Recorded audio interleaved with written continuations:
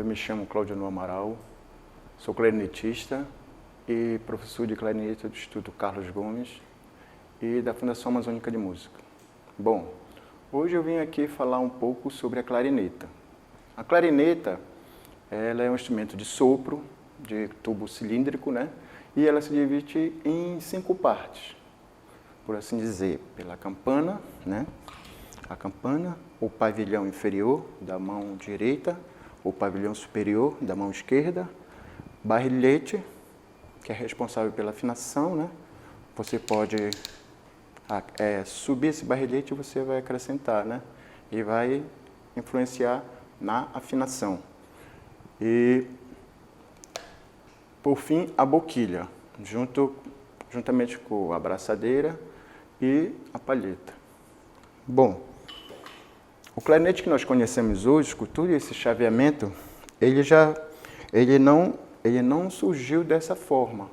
A origem dele vem de um instrumento chamado chalemou ou charamela, como quero dizer, né?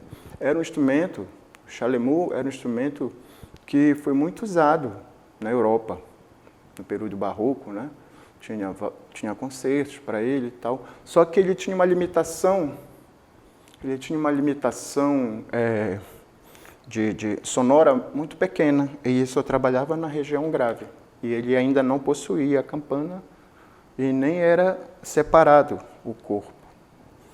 Geralmente, esses instrumentos sofreram várias modificações, adições de chaves, e ele foi se desenvolvendo no decorrer do tempo. Vários clarinetistas, vários pesquisadores foram adicionando para que hoje chegasse ao instrumento que nós temos hoje, né? Que é o mais usado, que é o clarinete de 17 chaves. Esse aqui é de 18 chaves, né? Que nós chamamos de 4 bis, ou a chave D, né? Mas, comumente, sempre eu ministro aula, os alunos têm a chave o clarinete de chaveamento até 17 chaves. Bom, esse clarinete foi se desenvolvendo e, com isso, ele ganhou uma extensão que foi, na parte aguda, próximo da sonoridade do trompete, que na época se chamava clarino, né? A região do clarino. Então, ele ganhou essa dimensão das notas média-agudas. Por isso o nome clarinete, né? O apogeu do clarinete, ele veio a ser no romantismo, onde houveram vários compositores que compunham essas peças. Um dos principais compositores que eu posso citar é Carl Maria von Weber, né? Escreveu os concertos para clarinete, como o concerto número 1 para clarinete, o concerto número 2 e o concertino, né? Que nós apreciamos até hoje essa obra maravilhosa para clarinete. Nós vamos entrar na parte que nós necessitamos para a prática do clarinete, que é a respiração. A respiração, ela é um processo que nós já temos humanamente, né? A respiração é um processo de inspirar e expirar. Inspirar é a entrada do ar para o nosso corpo, né? Dentro desse ar há o oxigênio, que é de suma importância para a nossa sobrevivência. E expirar esse ar também, né? Por quê? Porque a respiração num clarinete, ela não pode ser feita de uma maneira, que eu posso citar 2 maneiras de respiração que eu costumo usar, é a respiração vertical e a respiração horizontal. Vou falar um pouco dessa que eu chamo de respiração vertical. A respiração vertical é essa que todos nós, ao dia a dia, nós usamos. Nós usamos essa respiração vertical, que é essa respiração que a gente, né, levanta, enche bastante os pulmões, mas, consequentemente, nós levantamos o ombro. E para tocar a clarineta ou o clarinete, nós necessitamos da respiração diafragmática, que é a respiração que nós chamamos de respiração horizontal. Por que horizontal? Horizontal porque quando nós respiramos com esse pensamento de respiração horizontal, nós conseguimos trabalhar o diafragma de uma forma que ele vai expandir horizontalmente, né? Então, você tem o diafragma, que é um músculo muito importante, né? Também na respiração, na respiração correta, posso dizer assim. E essa respiração, ela faz com que você trabalhe o diafragma pressionando para baixo. Enchendo toda a cavidade dos músculos intercostais e abdominais, né? Então, por isso a gente diz, enche o diafragma, relaxa o diafragma, que é para ele trabalhar, porque naturalmente na respiração vertical, essa respiração, ela tende de manter o diafragma naquele local, movimentando muito pouco, e assim não absorvendo uma capacidade de ar melhor. E essa respiração vertical que nós falamos é uma respiração que ela não é consciente, posso dizer assim, porque é uma respiração que você não padronizou e tal. Mas para tocar a clarineta, nós precisamos padronizar essa respiração. Por isso, nós procuramos fazer essa respiração diafragmática, ou respiração que eu chamo de respiração horizontal. Por quê? Porque ela vai armazenar e vai adquirir a maior capacidade de ar dentro de você, né? Vai armazenar bastante ar para tocar o clarinete.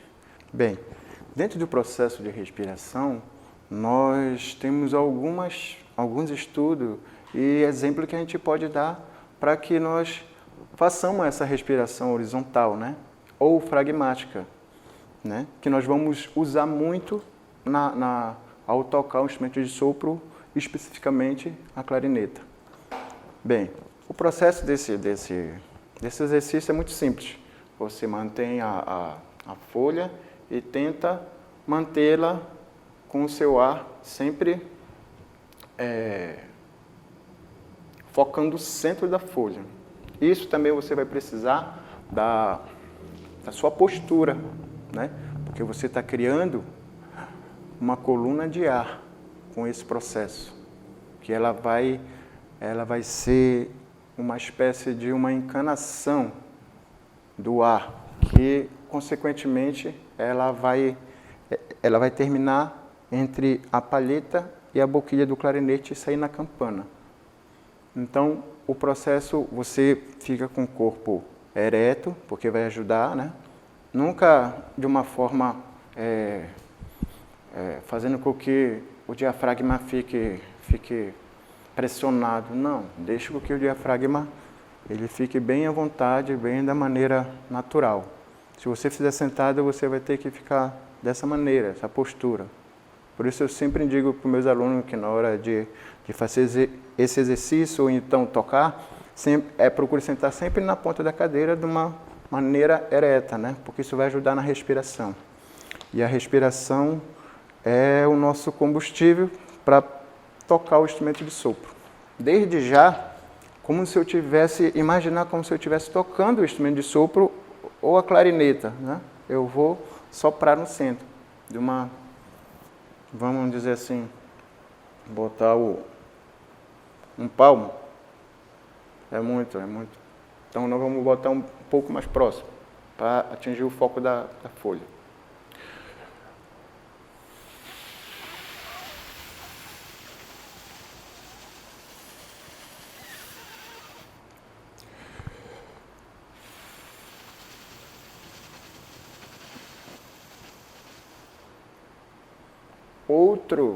Outro detalhe que você pode usar é tentar manter já o valor desse exercício, né? O valor de tempo desse exercício. Você pode imaginar uma semibreve, né, que detém 4 tempos. Então você vai fazer 4 tempos. 1, 2, 3, 4, dessa maneira. Para você padronizar, começar a padronizar a sua respiração.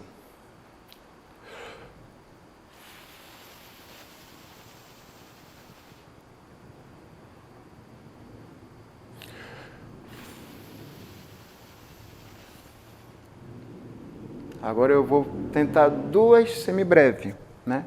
Que vai ser 4 mais 4. E eu vou tentar manter 8 tempos essa coluna de ar constante.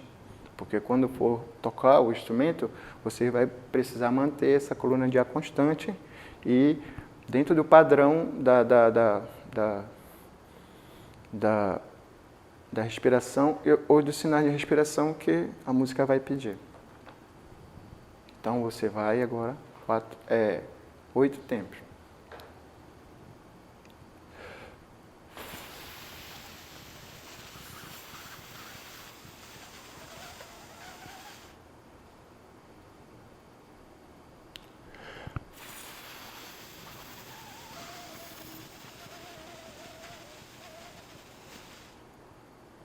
Não sei se eu consegui exemplificar bem esse exercício, mas vocês viram que eu tentei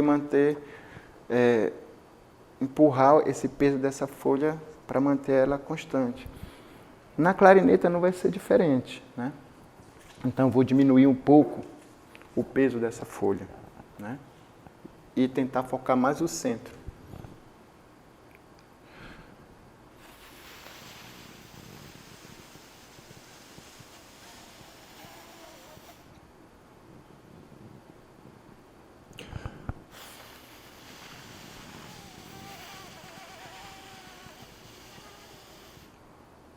Bem, esse é um dos exercícios, né?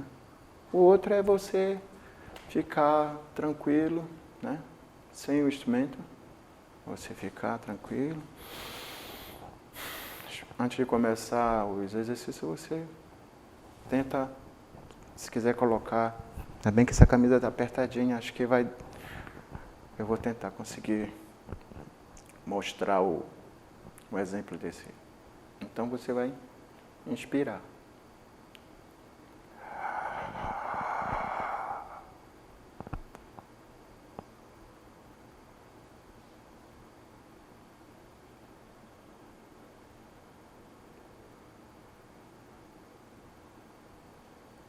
Bem, eu inspirei de uma forma, né? Tentei jogar bastante ar para dentro, né? E na hora de expirar, eu tentei controlar, porque é isso que nós vamos fazer no clarinete, tentar controlar essa coluna de ar. Nós não vamos poder jogar o ar de qualquer maneira e nem muito menos manter nas bochechas, porque esse ar ele tem que ser canalizado direto entre a boquilha e a palheta. Bem, após algumas demonstrações de alguns exemplos de exercícios de respiração, agora nós vamos tentar fazer com que nós possamos já usar o instrumento começando a falar de embocadura, né? Já vamos usar a adição da clarineta com o corpo.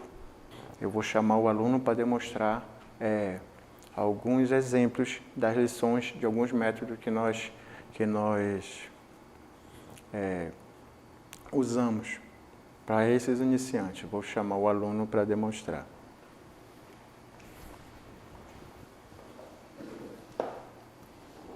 Bom, a prática da embocadura ela é de suma importância para nós clarinetistas, né? E todo instrumentista de sopro. Por isso vamos falar um pouco que existe um preparo para toda essa nossa região do rosto, né? Que são micros músculos, né? São bastante. Então, por ser músculo, eles têm que ser trabalhados para ganhar uma certa resistência. Então, a princípio, nós pedimos para que o aluno ele mantenha esse queixo para baixo, pontiagudo para baixo. fazendo com que esse desenho fique... Se vocês notarem, eu ficar de uma maneira natural, vocês vão ver que a forma do meu rosto é de um jeito. Quando eu me preparo para estudar a embocadura ou tocar, o meu rosto muda. Então eu vou fazer esse exemplo agora. Jogando esse queixo para baixo e mantendo um sistema que eu chamo um sistema de anel, né? Para que a saída do ar seja por esse anel de passagem.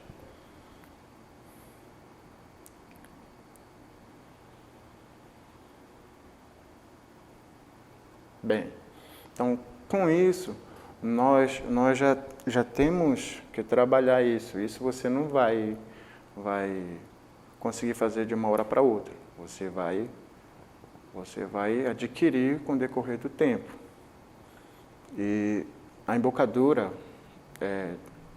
na regra, nós usamos essas técnicas, né, que é para facilitar a emissão sonora, para facilitar a coluna de ar constante e fazer com que nós tenhamos mais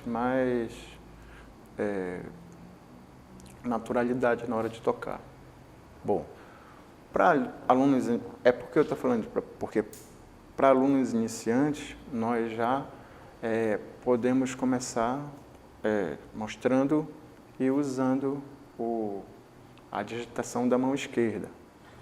O aluno vai exemplificar aqui tocando a lição de um método, né? Essa lição é a lição 1, que ela contém 12 exercícios. Para iniciante, ela vai iniciar gradativamente com uma nota, depois vai ser 2 notas, depois 3, até chegar ao final de toda a mão esquerda, né? Que começa que vai atingir as notas Fá, Mi, Ré e Dó, né? Então vão ser aquelas notas que vão estar ali. Nós vamos começar com a nota Mi, no primeiro exercício 1.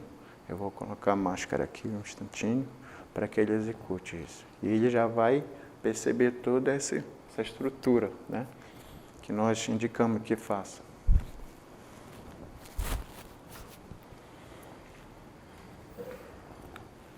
Sendo que tem, só um momento, sendo que tem, para início, o aluno ele vai respirar, né?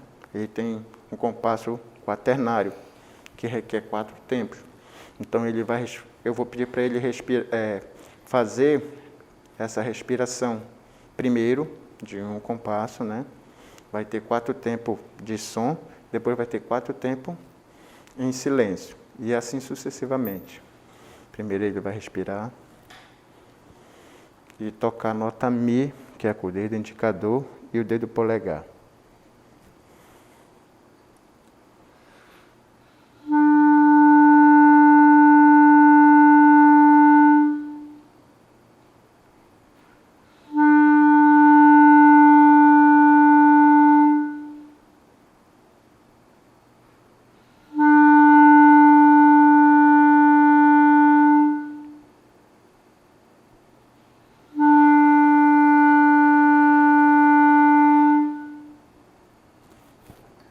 Bem, dentro desse exercício, eu vou fazer só uma pequena observação, que eu sempre peço, que o aluno tenha o cuidado. Como estamos trabalhando já a digitação, a respiração e a digitação da clarineta, nós vamos tentar manter a mão, né? A mão ela tem que vir naturalmente, né?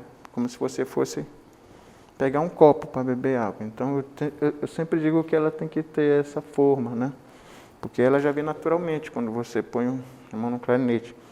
Porque futuramente, e sempre, na verdade, essa aproximação dos dedos com as chaves e os orifícios vão facilitar a execução da clarineta. Então, se nós começarmos desde o princípio, com os alunos que estão iniciando, isso vai facilitar futuramente a passagem das velocidades, a passagem vai ser muito com mais fluidez. Então eu vou só falar, mesmo nesse exercício número 1 aí, da lição 1. Então ele vai tentar manter o dedo mindinho da mão esquerda na chave número 1, né? Que é essa chave aqui, tá bom? Sem levantar muito os dedos.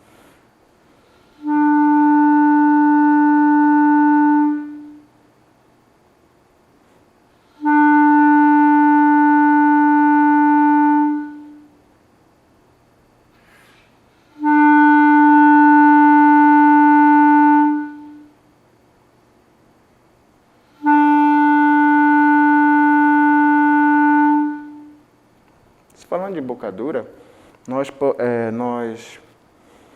precisamos manter essa embocadura e tentar armazenar o ar pela boca, né? Então, como o instrumento já está ali, né?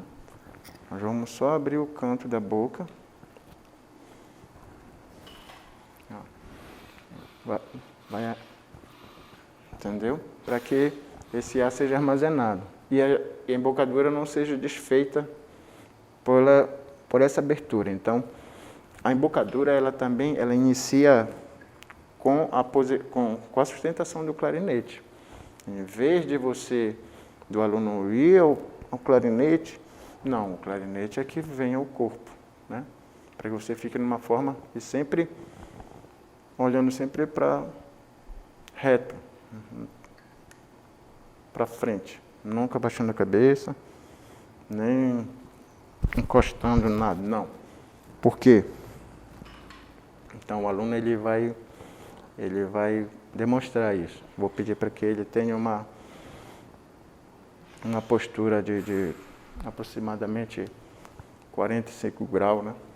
Entre o corpo, porque se ele levar muito para perto do corpo, o som vai se ouvir. Agora, se ele trouxer para cá, agora se ele fizer assim, a embocadura não vai ter essa sustentabilidade e nem o som vai sofrer algumas influências dessa má postura da clarinete. Então, se nós observarmos, temos que ter essa postura, né? Então, ele vai tentar manter e ficar relaxado, né? Porque onde os cotovelos eles vão ficar na direção do tronco, sem jogar muito para trás e nem muito para frente, que é nessa direção aqui. Essa vai ser a referência aqui, que eu sempre digo. E tocar naturalmente aqui.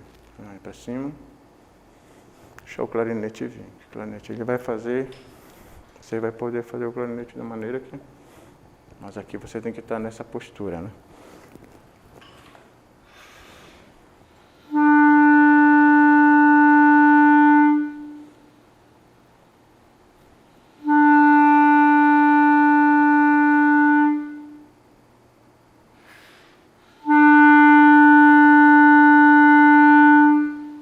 Bem, vocês viram que ele respirou de um compasso, né? Agora nós vamos aumentar, porque nós estamos trabalhando a digitação e a respiração no mesmo exercício. O que é que eu vou fazer? Eu vou pedir para que ele respire de 2 em 2 compassos, sendo que um compasso é com som e o outro é com silêncio, mas que ele continue respirando. Por quê? Ele vai controlar esse ar, mas só que um compasso ele vai emitir o som e no segundo ele vai controlar o ar, que vai ser o silêncio. Só para exercício de respiração. E quando acabar esses 2 compassos, ele respira, ele inspira para, né? Enche a caixa torácica, o diafragma, para que ele de novo faça o exercício. Mais 2 compassos.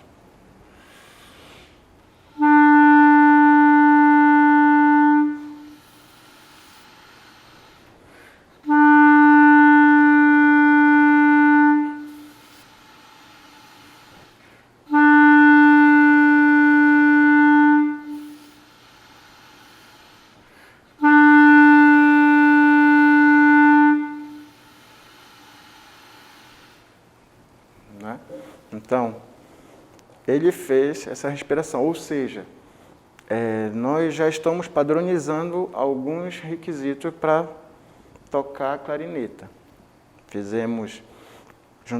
Unimos a respiração e a embocadura nesse processo inicial. Agora, nós vamos para mais uma adesão de um dedilhado. Ele não sabe ainda onde é o Ré, né? Então, eu vou indicar. O Ré vai ser aqui. Ele só vai descer mais um dedo da mão esquerda e manter a mesma forma do clarinete, né? Como se ele fosse tocar todas as notas. Então, ele vai só adicionar mais um dedo ao orifício, né? E manter ali. E fazer o mesmo exercício.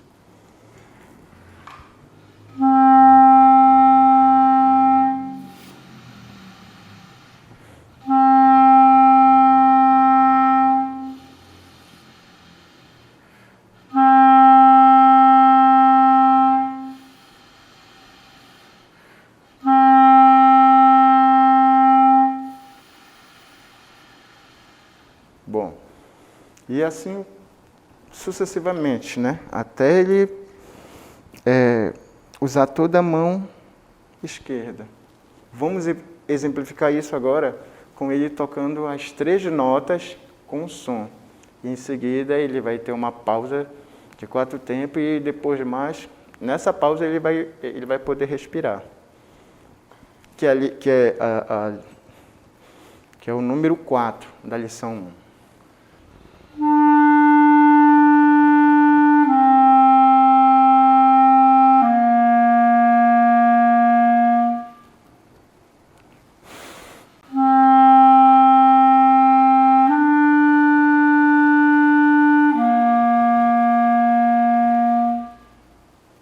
Bem, vocês viram que ele conseguiu controlar, né, esse ar durante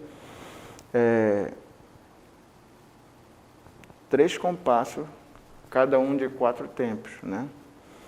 Que se a gente somar vão ser 12 tempos.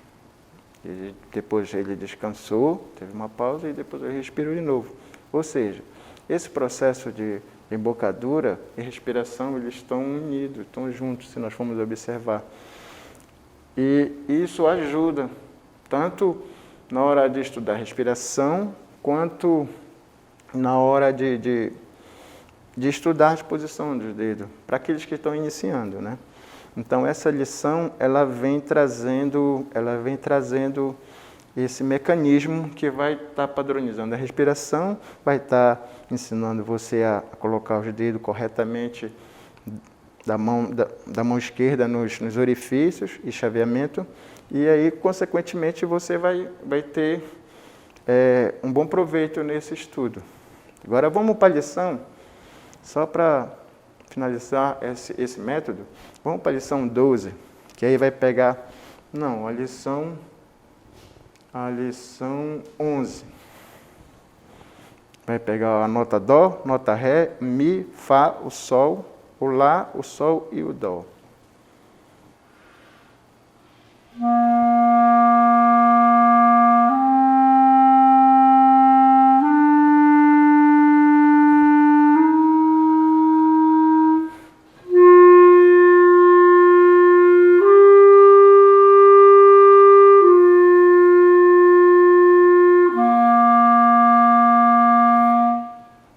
Bem, depois de tudo, vocês viram que ele já não fez mais só 3 compassos. Ele fez de 4 em 4 compassos, ele respirou. Por quê? A ideia é que ele tenha uma resistência. Por isso que sempre nós falamos, tem que estudar nota longa, tem que praticar. Então, por que eu estudo nota longa? Primeiro, que eu estudo nota longa, esses exercícios pode começar em 100, depois você pode baixar para 95, 90, 85... de 5 em 5, até chegar a 60. Quanto mais lento, mais tempo você vai ter mais resistência você vai ter que manter, né, as notas longas. Então, com isso você vai ganhando resistência e vai prestando atenção na afinação, na emissão do ar, na embocadura. Eu estou fazendo, tipo assim, uma junção nesse momento entre respiração e embocadura, para que o tempo seja mais aproveitado. Para você não só estudar a respiração e sem pensar na posição dos dedos, sem pensar na posição da embocadura. Não.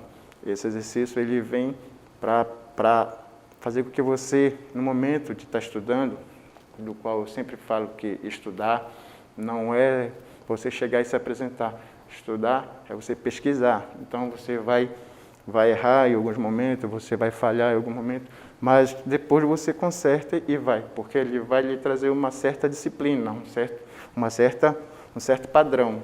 E o interessante é esse, né, para aqueles que estão iniciando, para que futuramente eles tenham um bom desenvolvimento quando estiver tocando, uma fluidez melhor.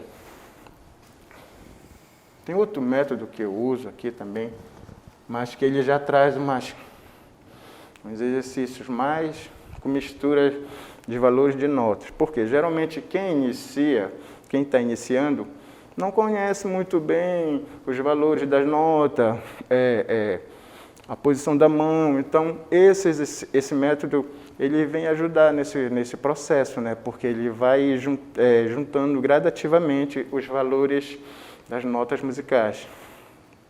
No caso aqui, ele vai fazer um exercício da lição desse método, que é o método do Galper, que é o volume 1, para iniciante mesmo. Ele vai fazer esse exercício da lição 1, número 1, primeiro, que é o Mi, o Fá e o Mi. Então, ele vai respirar de 2 em 2 compassos, para que ele tenha já uma ideia de respiração de frase, né? 1, 2, 3, 4.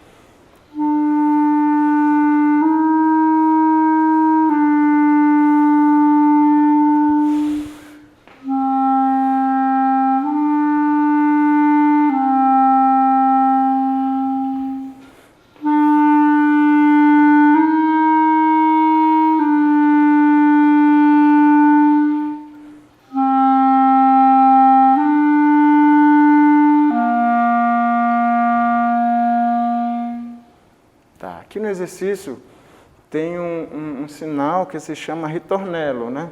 Então, como ele está aprendendo, eu também já indico esse sinal para ele, para que ele vai ter que repetir de novo, 2 vezes. Ritornello quer dizer retornar, né? Então, ele vai ter que fazer de novo esse exercício, mas por enquanto não vamos fazer, porque só estamos demonstrando. Agora vamos fazer a lição, essa mesma pulsação, a lição número 2.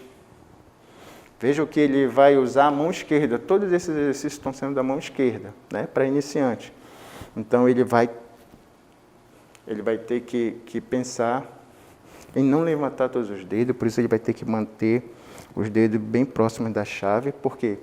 Porque ele vai fazer uma ligadura, porque isso futuramente ele vai trabalhar com esses dedos, e eu não quero que ele levante tanto os dedos, porque senão ele vai perder tempo na velocidade. Então, eu vou pedir para que ele faça, né, essa mesma posição. 1, 2, 3, 4.